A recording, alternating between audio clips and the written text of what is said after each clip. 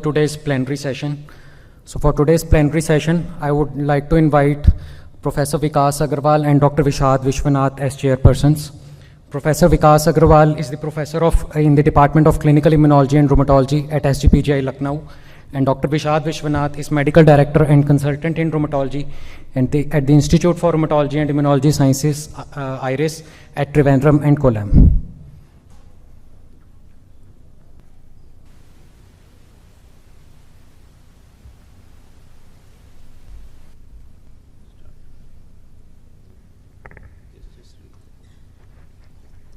Good morning, everybody. Today we have a very eminent speaker who is taking us through his journey on the MAF locus. The MAF locus has come up as an important locus in autoimmunity as well as in inflammatory diseases. And Dr. Richard Bukala, he is the chief of section of rheumatology, allergy and immunology, and rheumatologist in chief at the Yale New Haven Health Waldemar von Endort Chair. He is the professor of medicine, pathology and epidemiology and public health program in human translation immunology, Department of Internal Medicine, Yale University of School of Medicine and USA. And it's a pre-recorded session. Yeah. So just for the sake of the audience, that what is MIF? MIF is macrophage migration inhibitor factor locus that he has worked throughout. And this is a virtual session, pre-recorded session, and we'll see if Dr. Bukala can join us for some questions at the end of the session. So can we start the recording?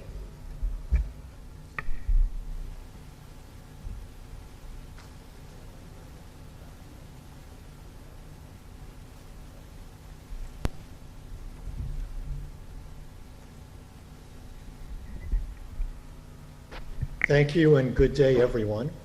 I'm Rick Bukala. I'm chief of the section of rheumatology, allergy, and immunology at Yale School of Medicine. And I'd like to thank the organizers for inviting me to give this lecture.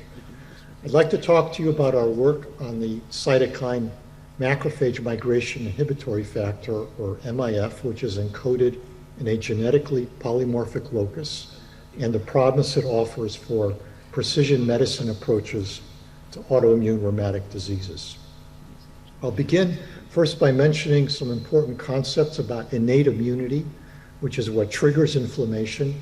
It's the encoded response, gene-encoded response within all metazoan organisms. These are organisms that are multicellular, that are mounted in response to tissue invasion, stress, or damage.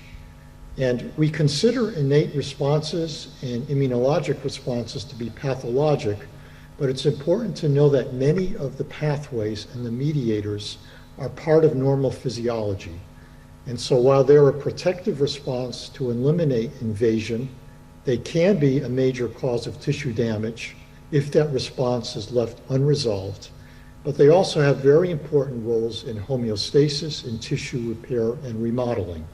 And so these same mediators are intrinsically involved in numerous physiologic processes and then become expressed as mediators of defense and then can become pathologic. Now recall that the immune response is a coordination of the innate and the adaptive immune response via antigen stimulation, antigen presentation, co-stimulation, and cytokine production.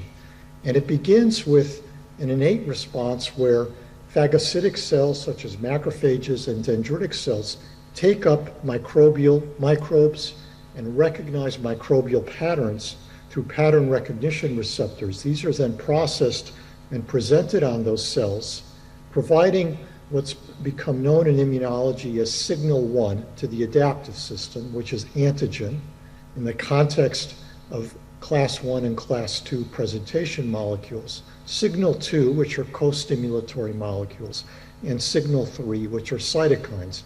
And this is what initiates the adaptive response, which comprises antibody-producing B lymphocytes, or autoantibody-producing B cells, and T lymphocytes, which have different phenotypes and are involved in regulation of the B cell responses and the innate responses, And cytokines unify this response because they are the soluble mediators that work between cells to orchestrate the strength of the response, and that also are involved in the differentiation of the adaptive response with respect to long-term memory B cells, long-term memory T cells, and different T cell effectors. And there are innumerable, almost innumerable cytokines, over 100 different cytokines and receptor pairs. It's difficult to classify them. I've just listed some of the major ones here as they are related to inflammation, chemotaxis or cell migration, and proliferation. Now, autoimmune inflammatory diseases, we understand, represent a disorganization or a deregulation of the adaptive system, so that T cells and B cells become dysregulated, so that B cells produce autoantibodies. This network becomes sustained.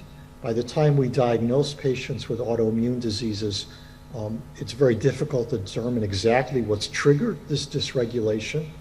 But what happens is the T and the B cell effectors, the autoantibodies, the cytokines, focus back on innate cells like neutrophils and macrophages, so that these cells produce tissue damaging mediators like cytokines, proteases, hydrolases, and this is what causes tissue damage. The way I teach to the medical students is that the adaptive response and its dysregulation is what causes the fundamental disease, but the tissue damage, the reason that patients suffer and patients hurt, is from a dysregulation of this innate response as a result of sustained autoimmunity.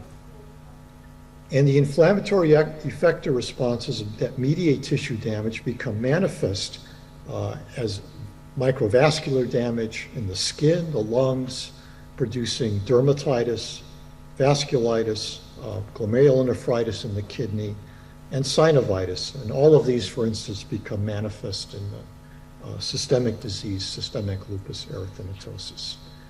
So MIF is a three-letter word, in fact, for a three-letter acronym for 4 words: macrophage migration inhibitory factor. It's an extremely ancient protein. Its origin has been estimated over 950 million years.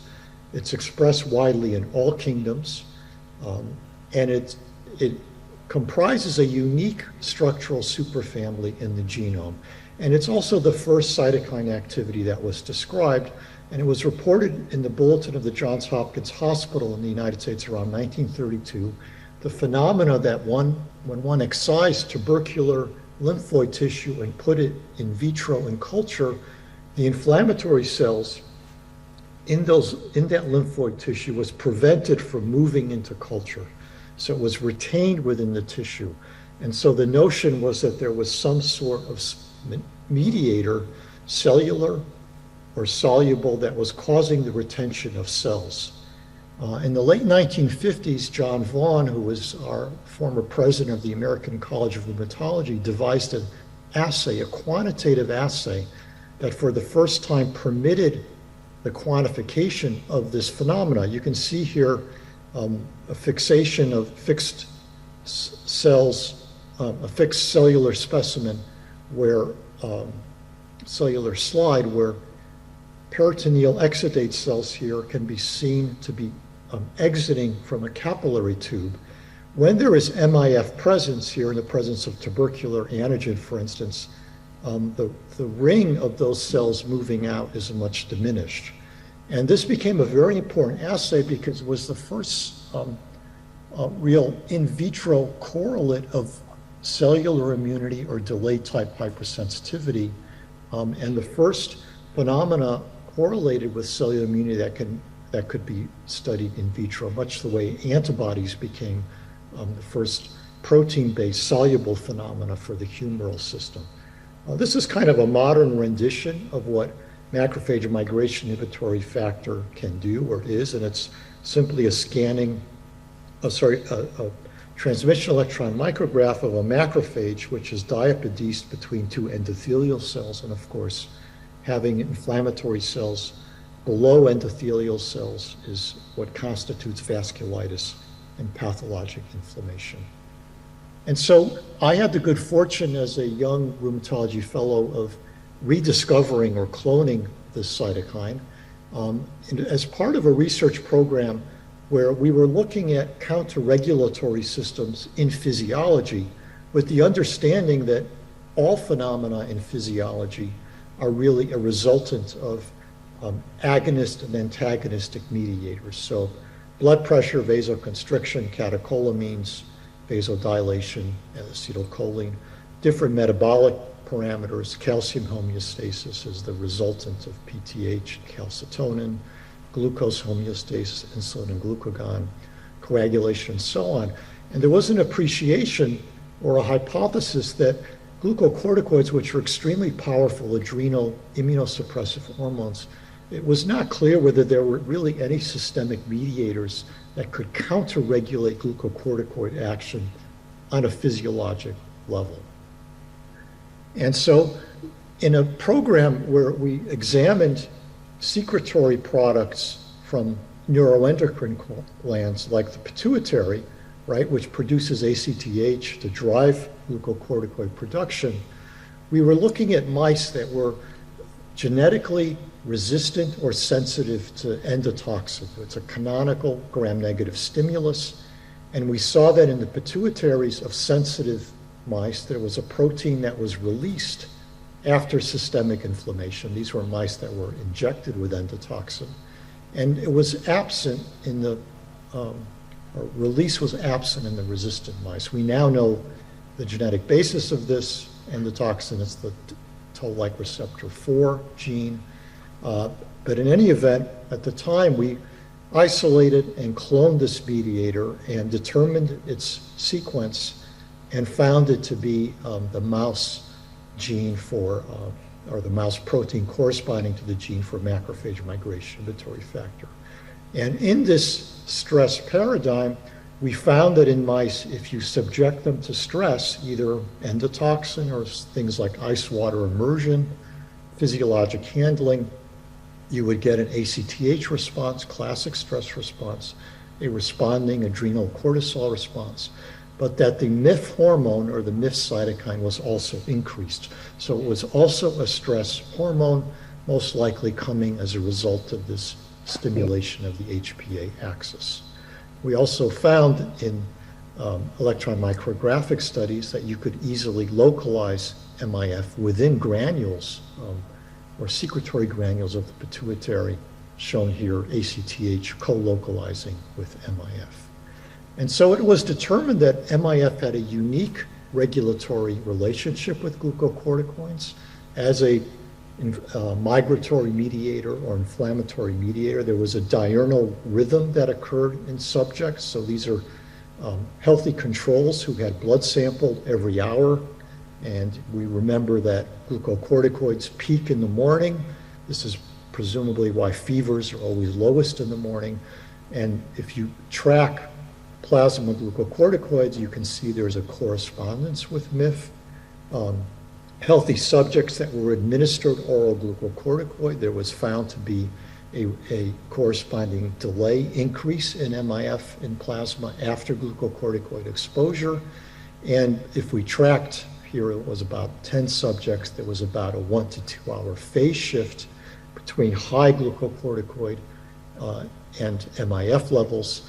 And so we had this phenomena confirmed in vitro that glucocorticoids had this interesting regulatory relationship with the cytokine MIF. And if you administered glucocorticoids in vitro to inflammatory cells at low physiologic levels, MIF could be seen to be expressed, as shown here.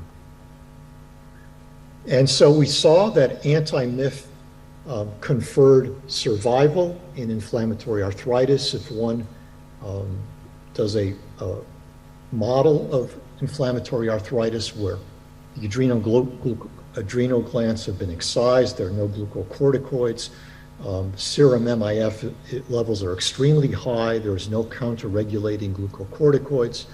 Anti-MIF improved arthritis by removing this counter-regulating mediator and converted this lethal model of arthritis, here in the absence of glucocorticoids, into one where all animals survived. So clearly, there was this very important interaction between MIF and glucocorticoids in regulating the set point and the activation of this inflammatory response.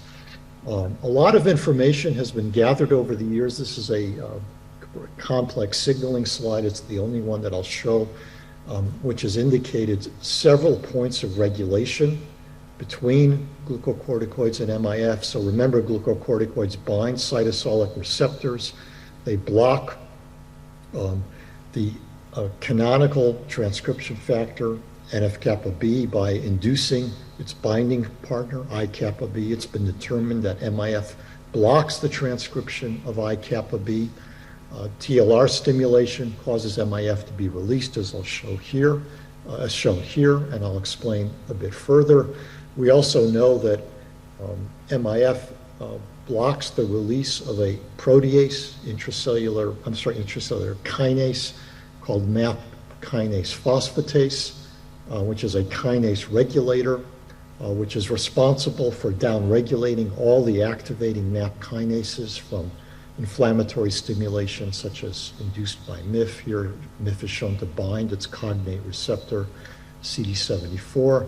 So this is another point of MIF glucocorticoid regulation.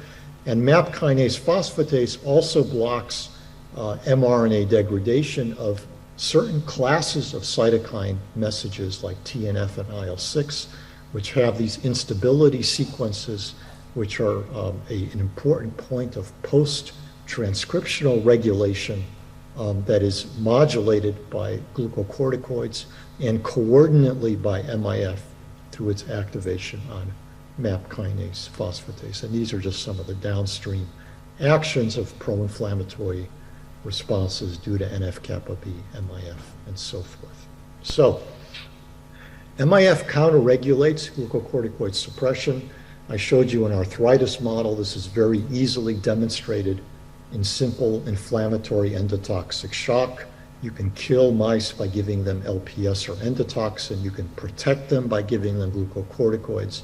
Co-administration of a small amount of MIF at the time of glucocorticoids abrogates the protective effect, immunosuppressive effect of glucocorticoids. And in vitro, if you activate the production of all the macrophage cytokines like TNF, IL-1, IL-6, you can suppress them by giving glucocorticoids, and by titrating in small amounts of MIF, you can override that suppression. So both in vivo and in vitro, there is this regulatory dyad, and this sort of led to the concept that the tonic state of inflammation is due to the coordinate production of glucocorticoids, and MIF is shown here, controlling the strength of the inflammatory response, survival in lethal models of arthritis or in lethal shock.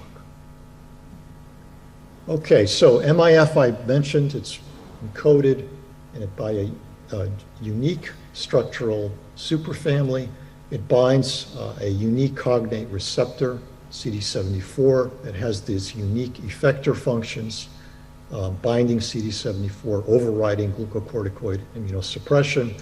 As a result, it sustains inflammatory responses, so it gives very high-level responses. And one of its main actions is, you probably know, when there's an innate stimulus, ultimately those cells undergo programmed cell death or apoptosis. This is the ultimate way in which strong, sustained inflammatory responses are downregulated.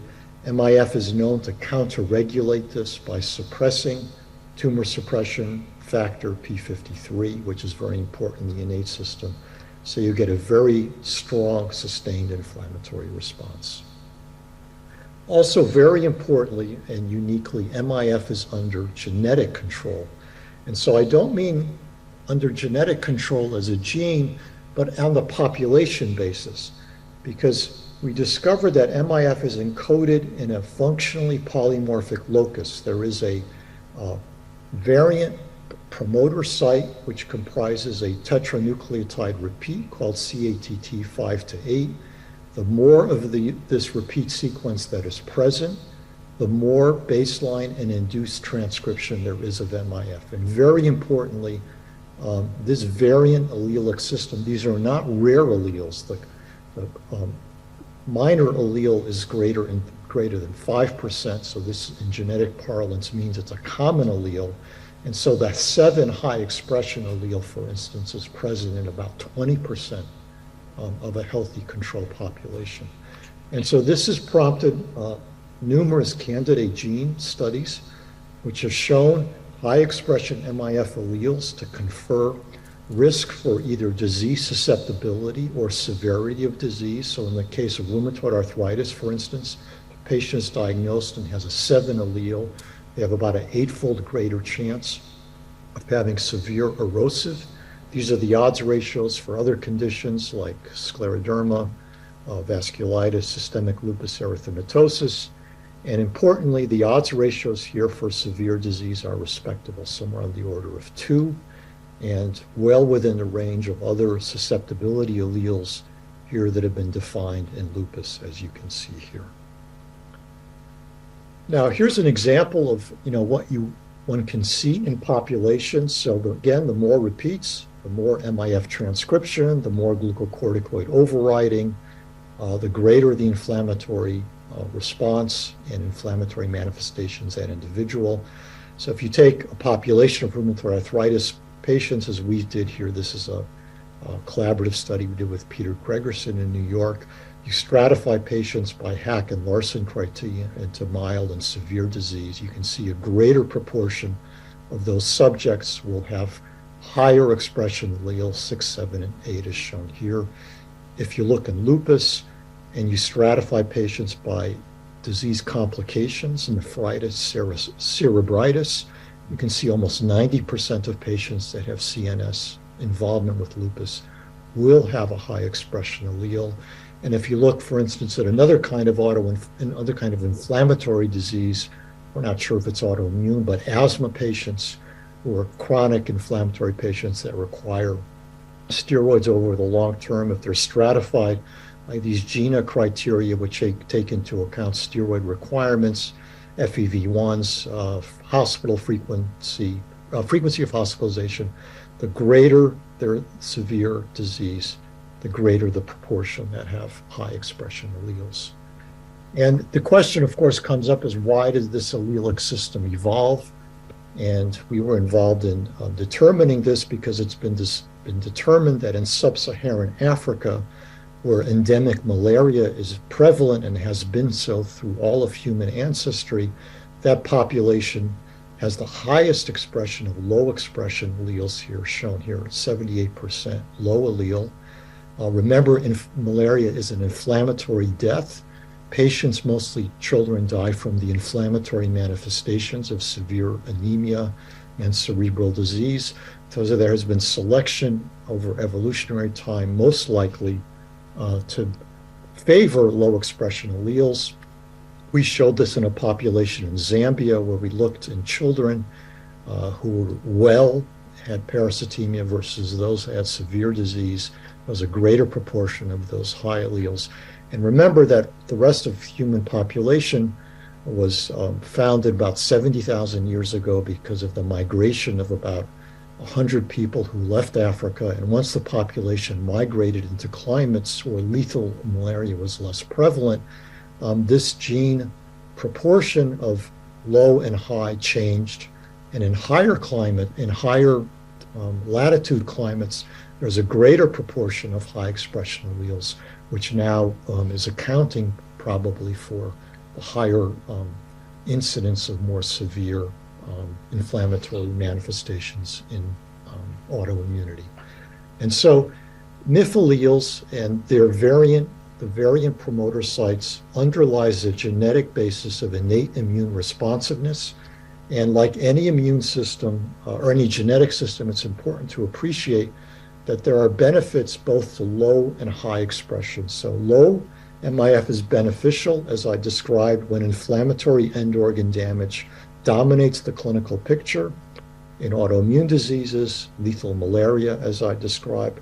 But we also know in certain infectious diseases, invasive infections where inflammation is what kills patients. So invasive pneumococcus, cystic fibrosis, lung damage, common problem in northern climates where bacterial colonization and the inflammatory diathesis from that causes disease. But we also know there are circumstances where having a high expression allele is beneficial. And this is in a disease, for instance, where we showed in community-acquired pneumonia, which is outpatient pneumonia that generally develops in older patients. They may have diabetes or some immunocompromise. It's frequently gram-positive infections, which puts them in intensive care unit. And if you have a high expression allele, you have a greater than 50% chance here of survival here as measured discharge at 30, 60, and 90 days. So in some circumstances, one wants to have a high MIF response, a high inflammatory response to clear those invasive organisms. And that's also been shown in the case of tuberculosis, particularly in HIV-infected subjects, and in meningococcal sepsis. Okay, now I began by talking about steroid responsiveness, and MIF alleles have also been associated with steroid responsiveness in population studies that have been done. So in juvenile idiopathic arthritis, a pediatric condition which frequently requires sustained, prolonged administration of high-dose steroids, patients that have a durable clinical response tend to be those that have low alleles, so there is not this strong counter-regulating effect. Also been shown in nephrotic syndrome, which frequently requires high-dose prolonged steroid uses. Those that are sensitive have better disease prognosis, tend to have low alleles.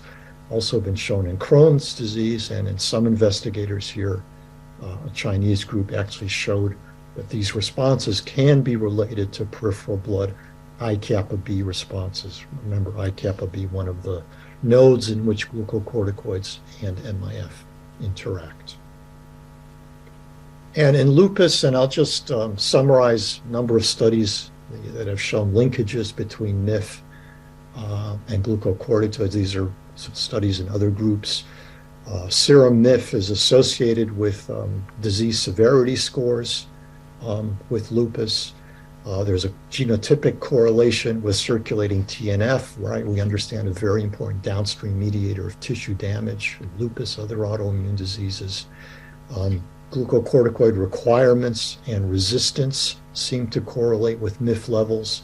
And also there's a stronger association with active disease or even than type 1 interferon signatures in some populations that have been looked at, particularly in Asian populations. And we know with respect to end organ damage, for instance, renal MIF is increased in patients with nephritis, correlates with leukocyte infiltration. Remember, macrophage content in lupus kidneys is one of the strongest signs or predictors of poor progression with respect to renal disease. And MIF, its receptors, can all be identified in lupus kidneys. Now, just to end a little bit on where we are going with this MIF glucocorticoid dyad.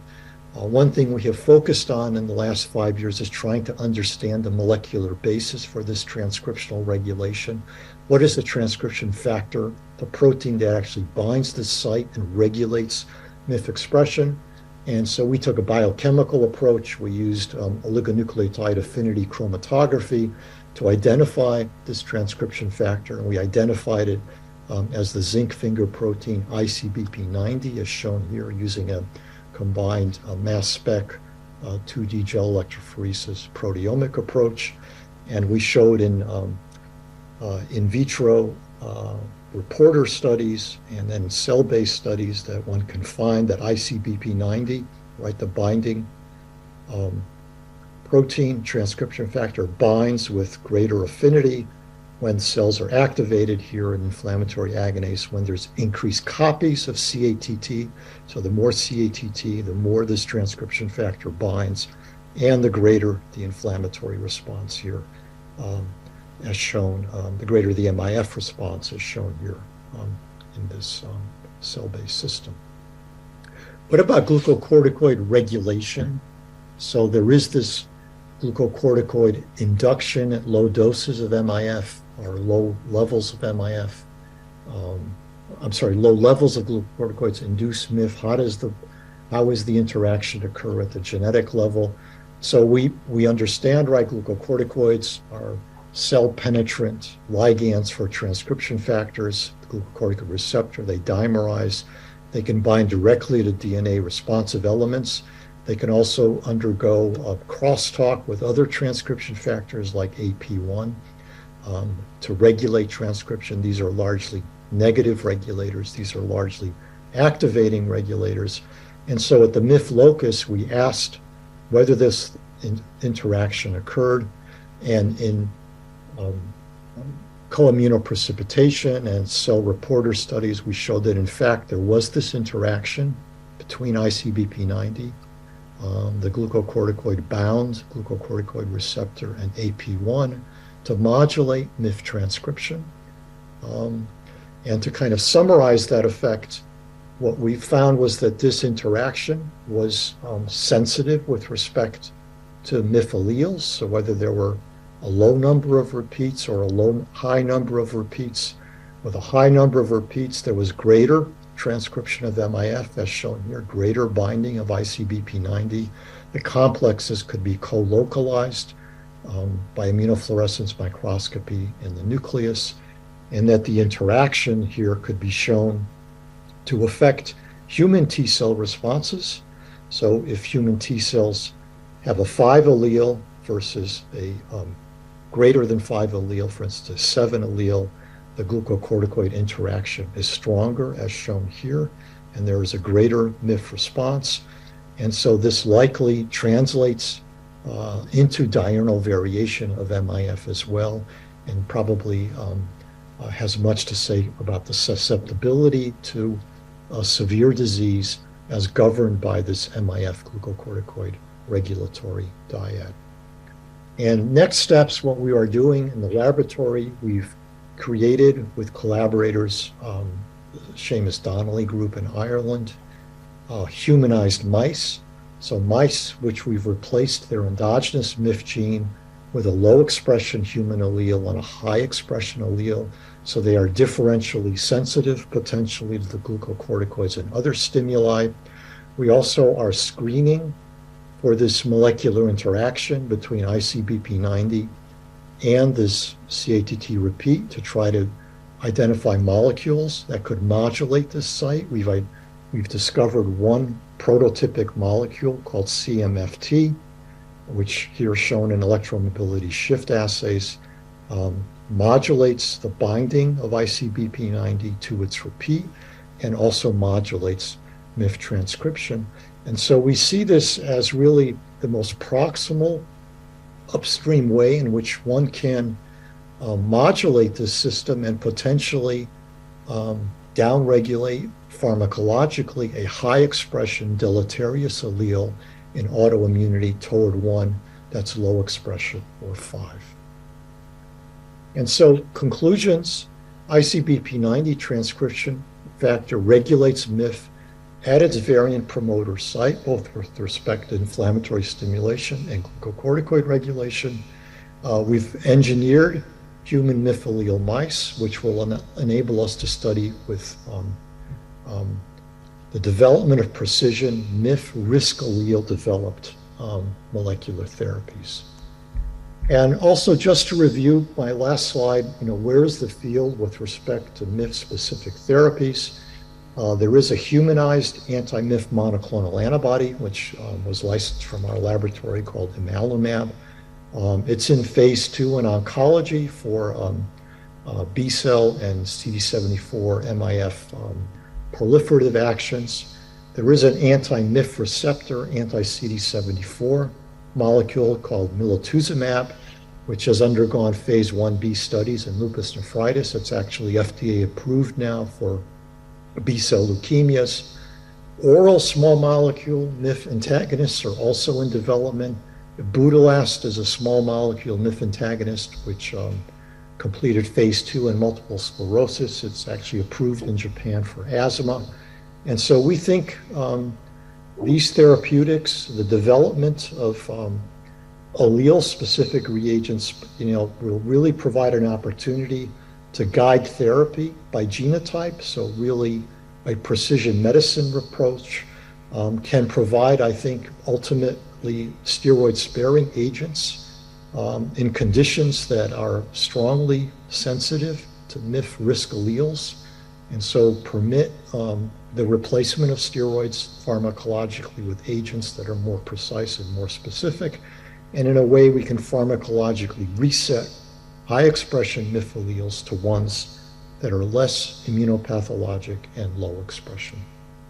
And so let me just acknowledge the complement of investigators in my lab. Here we are. This is actually a pre-pandemic photograph of the group, kind of sporting kind of the latest in Yale fashion. I've benefited from collaborators, particularly the Elias Lolis Laboratory in pharmacology, and generous funding and research support from many funding agencies. Thank you again to the Indian Rheumatology Association, and I'm very happy to speak today. Thank I think Dr. Richard Bukala is unable to Thank join you us. and good day, everyone. I'm Rick Bukala. I'm chief of the section of Rheumatology, Allergy, and Immunology at Yale School of Medicine. And I'd like to thank the organizers for inviting me to give this lecture. I'd like to talk to you about our work on the cytokine macrophage migration inhibitory factor, or MIF, which is encoded. Dr. Bukala is unable to join us online, and I think we are already running late, but plenty of questions and suggestions for all of us, and promising new therapies which are targeting anti-MIF in form of monoclonal antibodies which are likely to come in future. So with this, we'll conclude the session today. Thank you.